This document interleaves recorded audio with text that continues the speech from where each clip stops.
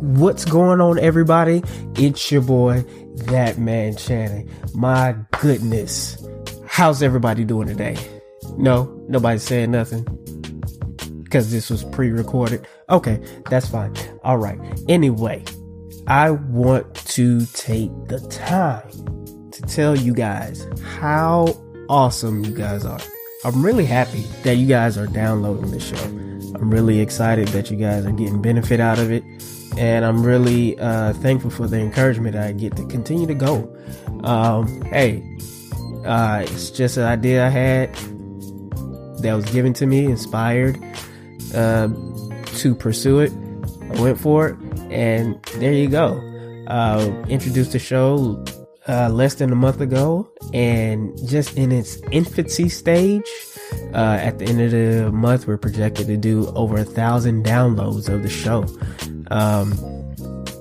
So, hey, let that be a testament to you that once you get something and it's in the right field, right lane, and you feel like you have the gifts and the talents for it, go for it, man. Don't let anybody stop you. Don't let the naysayers say what you can't do. Don't let the past failures stop you. More importantly, just realize if this is like your second step, just to be honest, in reality, I had a show called The Modern Day Christian. It was a podcast that honestly I did in 2016. It was only 4 shows in. Maybe I did 4 to 6. I think I did 4 to 6 shows. Can't remember. But it wasn't my voice. Wasn't really what I wanted to do. And to be honest, now that I look back on it 2 years later, I realized it was just the wrong timing. Yeah, the biggest thing is sometimes you get a vision for your life. Sometimes you get a idea for your life, but it's not for you to do right now. It may be that you're getting it so that you can get prepared to start doing the thing that you got the vision on, because what I'm starting to realize now is simply what everybody else told you. If you don't have that foundation secured, meaning I'm measuring how much energy it's going to take to do this. I'm measuring how much stamina I need to do this. I'm mentally preparing myself. I'm getting things in order to be prepared. I'm getting systems in place to accommodate the amount of time it's going to take to start working on this thing. If none of that is put into place and you just try to shoot off into the stars and start doing it, then it's going to fall and crash and burn immediately because it just wasn't the timing. There's a preparation. Put it like this. This is the best analogy I can say. When you see Tim Cook and Apple, notice that they actually come out with the phone. Basically, they come out with the phone in the presentation in every September after the phone has already been made, processed, went through the extensive testing to find out if it can hit the market. You see, you have to be prepared. You have to get the foundation. And you have to set it in place before you ever hit the market. So, yeah, like I said, did that show and epic flop. It wasn't right, wasn't the right timing. That doesn't mean I didn't have the skills and the talents and the abilities to do it. That just means that I didn't have the foundation shored up yet. I was going ahead of the timing. And then a year later, I tried to do a show. And it didn't work out. Another podcast called From Brother to Brother. It didn't work out. It was the wrong timing. I got somebody else to come on and try to do it with me, but it wasn't the right tone, and it wasn't what I had envisioned. But ultimately, it wasn't it wasn't necessarily my friends. It wasn't his path either. So that didn't turn out well. And when you try to force something that's really not there, then you end up flopping on it. And it doesn't mean that either person is bad. It just means that wasn't for you. And that's okay. You have to be okay with the fact that if you bring people on only to find out that wasn't for them, there's no hard feelings. There's nothing like that. It just means that simply it just wasn't for you, and that there's something better out there for you. There's something out there that you're supposed to be doing. And for me, the timing wasn't right. I was trying to fit it into something that wasn't there. So right now, it's the right tone, right message. I have the mental state to do it, meaning the mental capacity. I think every day that this is going to be great. This is going to be successful, and I'm going to do well. I'm 2 years wiser into how to do this. I'm getting better every day. I have a desire to continue to do it. I have no intentions on stopping. All of those things come into play, and once you get that foundation right, and then you're set out there, then you realize, you know what? Now I can do this full blast, and there's no looking back. So that's really what it is. That's really what it is. At the end of the day, man, when you get something in your mind, maybe you got it, you got the vision for it, but it's just not the timing to do it. That's something that you're going to be left up to decide if it's not the time for it. With a lot of prayer, a lot of seeking out people who may be in that type of environment, that type of business, that type of whatever you're trying to do. Talk to them, get some understanding from their perspective of what it takes to get things accomplished as well. What they would have done differently when they started out. All those things. Be somebody who picks the brain of successful people that are doing the thing that you're looking to do. Pray a lot about it. Spend time writing it down to see exactly how this thing is going to work out. After that, go full blast, man. Don't stop, and don't let circumstances or situations deter you from continuing to pursue. I'm talking about money, finances, bills, family, naysayer friends, the wrong equipment, nothing like that. Don't let it deter you. Now, this ain't a PSA for everybody to quit their job. I'm not saying that, but what I am saying is even if you're fortunate enough to have a job and have a passion, work on your passion just as hard as you work on your job. Well, actually, to be honest, a lot of people don't work that hard on their job. So, but work on your passions. Work well on your job too, but work well and hard on your passions as well. What I mean by that is, if you're going to spend 8 hours a day at work anyway, you might as well come home and work equal amount of time on your passion, because if you're not, you're not benefiting yourself. There's no sense in going to make for instance, if you worked at Geico, shout out to Geico.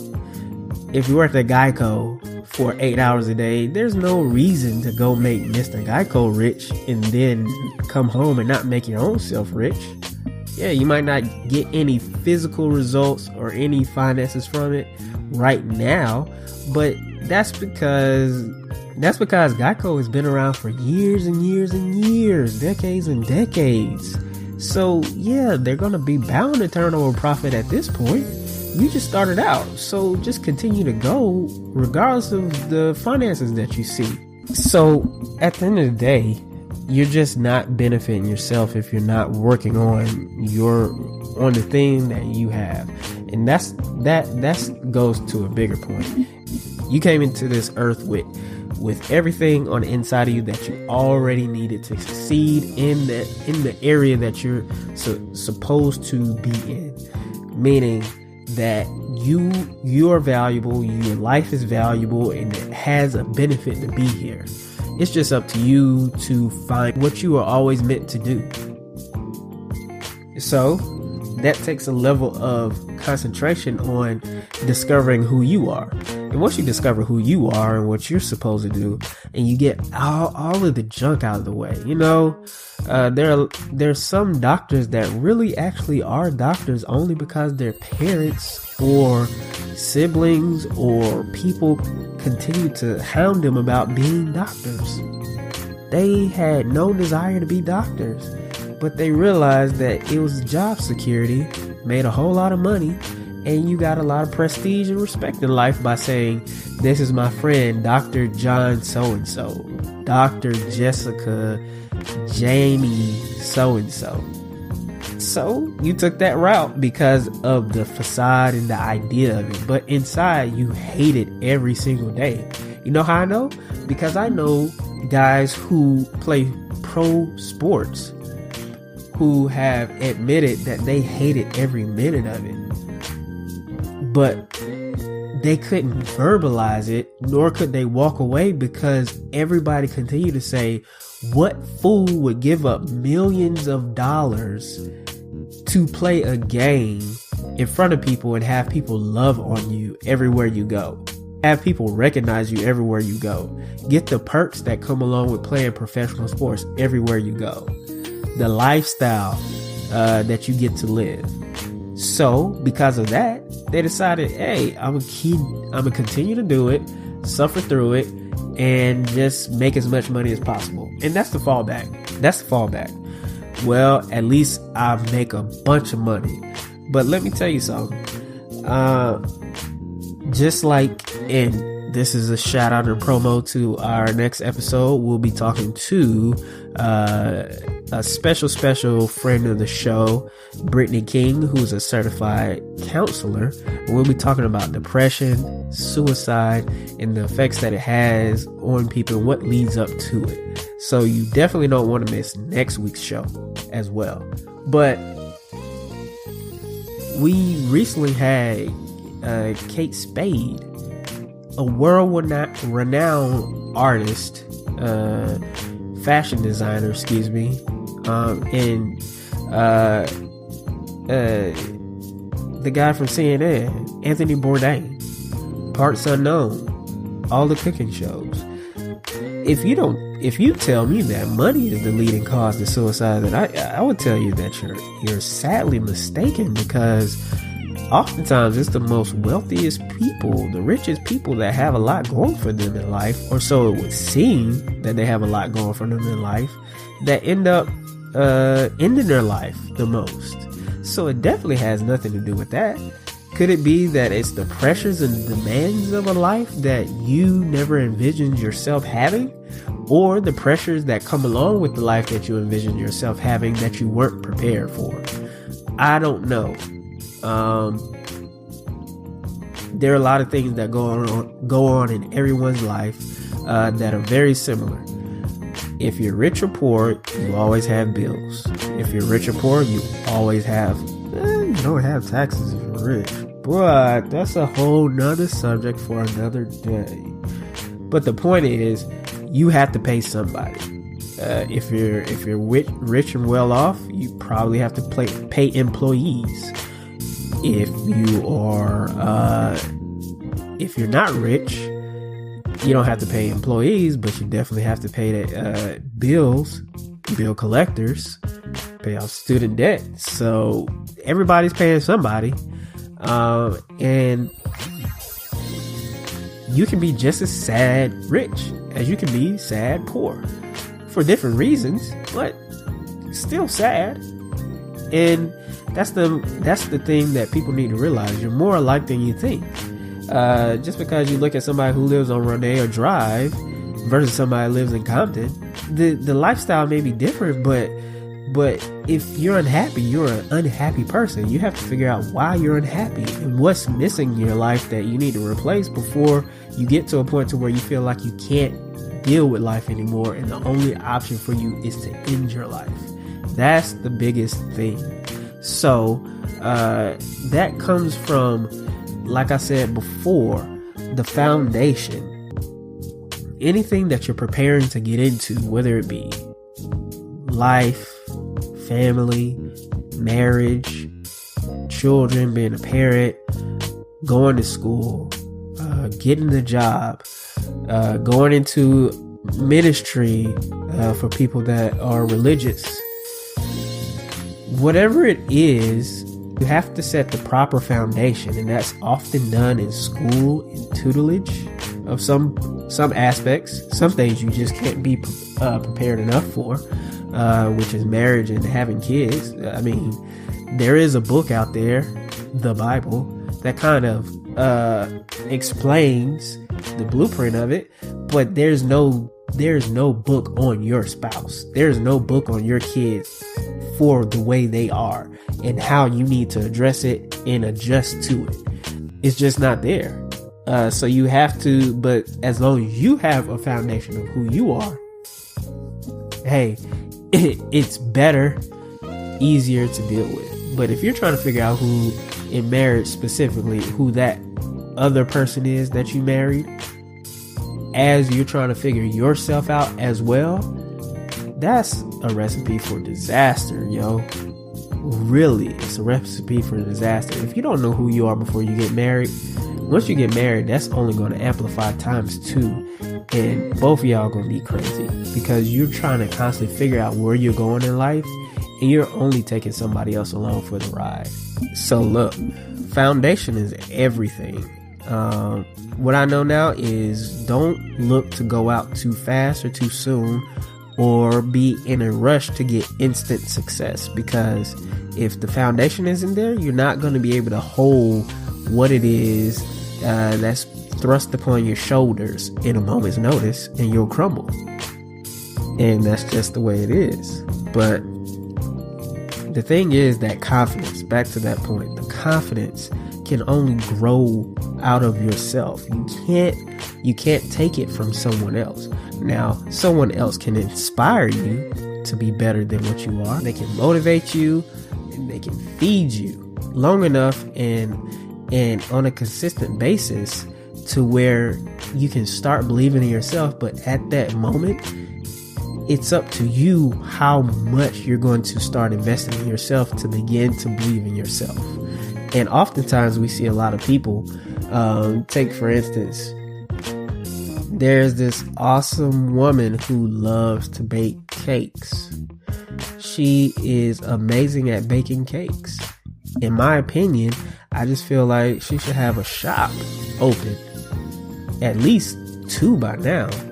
Shops open. Killing the game. But she doesn't. And she may just be truly content in what she's doing it on the side. But it's just one of those things. For me personally, no knock against her. For me personally, I just feel like, look, this should be mainstream, and you should be out there. You should be on Shark Tank looking for investors to come in and help you out, because it's just that good. And I'm a consumer, and it's that good. You know what I'm saying? If that's what you hear from a consumer, that's one thing.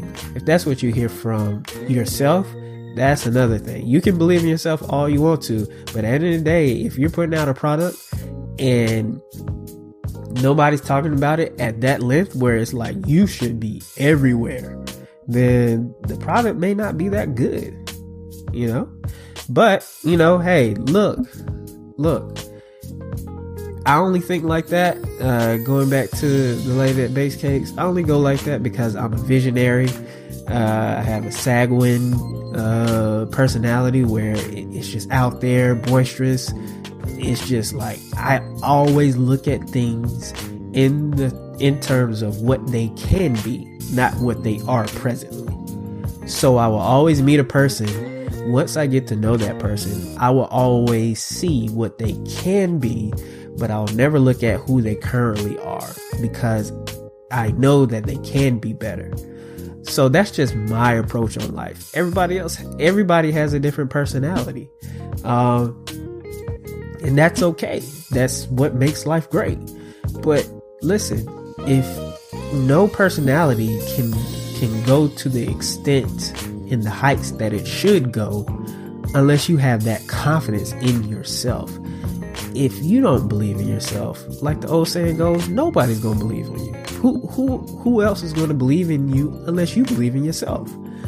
So I'm at a point now where at the end of the day, I don't need validation from anybody else. Shout out to the people that download the podcast. Love you guys. Love you guys a lot. But in terms of needing a pat on the back, like, man, you did a good job, needing to hear that every day, you know what? I was at a point in my life where I actually did need to hear that every day because I was so insecure. But I'm at a point now where I've invested so much into myself, breaking down all the things and targeting all the things that made me insecure, that I recognize where that was and I replaced that with security, confidence in myself. But the biggest thing that helped me get to that point in such a short amount of time was my ability to start to recognize where my gifts and my talents lay.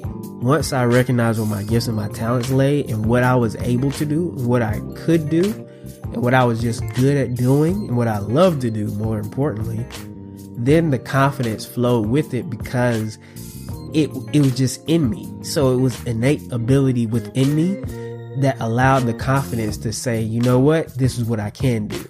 And there's no one who can talk me out of doing it because I know this is what I bring to the table. So once you find that out, you start to nurture that. You start to grow that. You start to feed that. And you start concentrating on your strengths. As John Maxwell always says, concentrate on your strengths in life and staff your weaknesses. And I have been in this situation. It would be crazy for me with my personality, and my strengths and my gifts to go and try to be an administrator, someone who organizes, someone who's automatically detailed. That's crazy. That's not me. That is not me at all. If anything, that is a tremendous weakness for me. But you know what?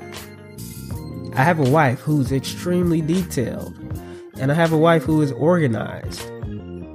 That's staffing my weaknesses. While I am able to go out, create, envision, and stand and be as extroverted as possible. It's really simple. Become somebody who's looking to become better at what you're called to do in life. And just start doing it. Hey, look, this is where I'm at. This is what I'm looking to do. And if you don't have the confidence in yourself, start feeding yourself confidence by listening to people who can inject confidence in you. Start reading books that can inject confidence in you, can kind of break down who you are as a person, and just really, really start honing in and tapping into that so that you can, at the end of the day, become the best person that you're able to be, and you're not bound by anybody else's opinion. And in that case, you'll begin to learn, you know what, there is something to life more than what I'm doing. A funny joke, a guy put on social media the other day, he never understood what it took to get out of the bed to go to a job, because when he was younger, his parents were already dressed and ready to go downstairs eating breakfast by the time he got up. But it wasn't until he got older that he realized that 30 minutes after the alarm goes off, you're sitting there staring at the ceiling, questioning your life and what path you took before you're even prepared to go out the door. So, I mean, in a nutshell, that's really what it is. Some of you might be thinking about that right now, on the job that you have right now. And right now is just not forever. It's not true.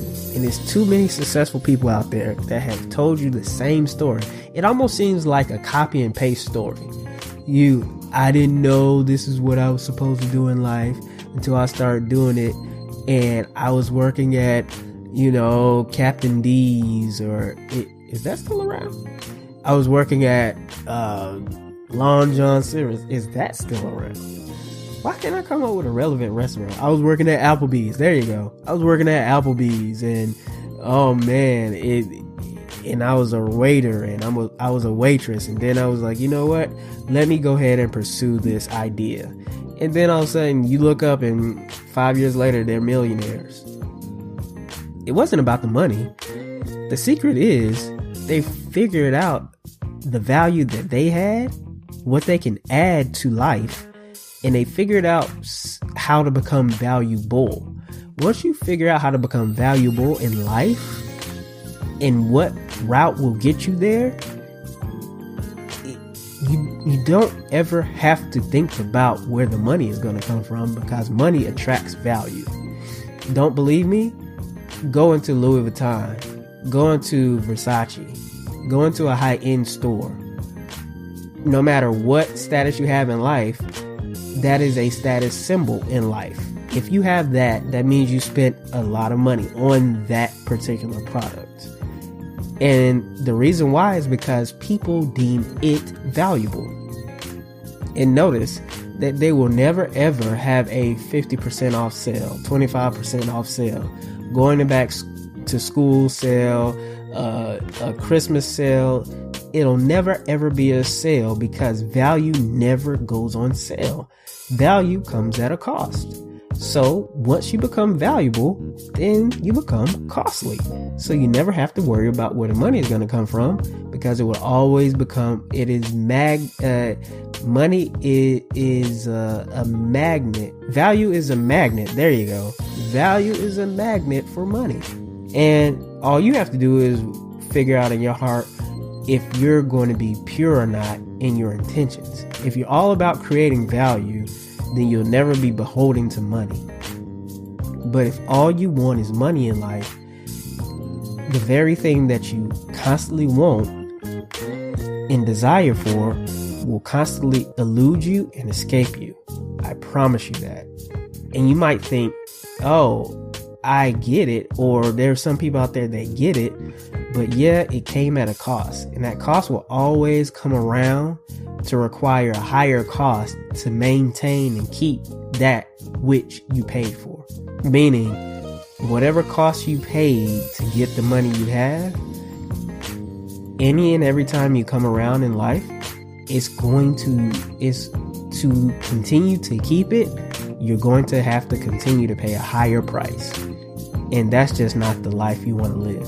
Like I said, next week, special episode with my girl, Brittany King. We're going to do a live episode on Monday, because she is a certified counselor who gives advice and gives sessions to people who are struggling with things in life. But she also has her own show. It's on YouTube. She does it every Monday at 9 p.m. Mental Health Mondays. I want you guys to be on the lookout for that next week. And we're going to be talking about the subjects of depression and suicide and how we are able to get out of that. To all the unknown people out there who are doing famous things, this is the podcast for you. Famously unfamous. That's the whole context of it. Peace, love, and blessings. I'm out.